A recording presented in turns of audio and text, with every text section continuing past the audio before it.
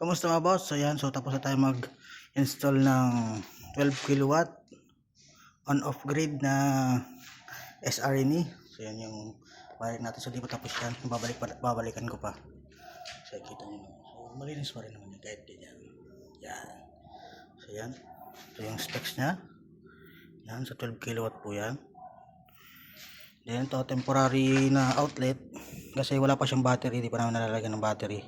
Kasi ito follow na lang, sabi ni boss.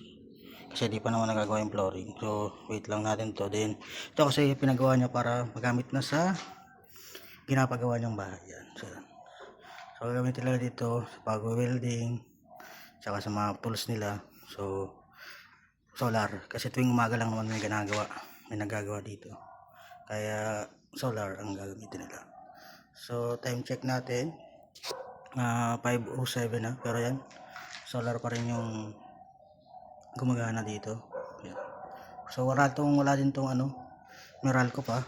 Pakita ko sa inyo. Yan. Yung tinanuan ng linya.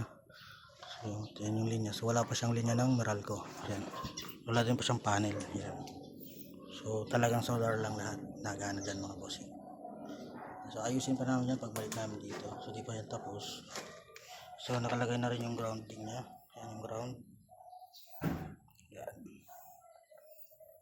So sa gusto mag-cancel mga boss, so PM lang kayo sa akin. Peace.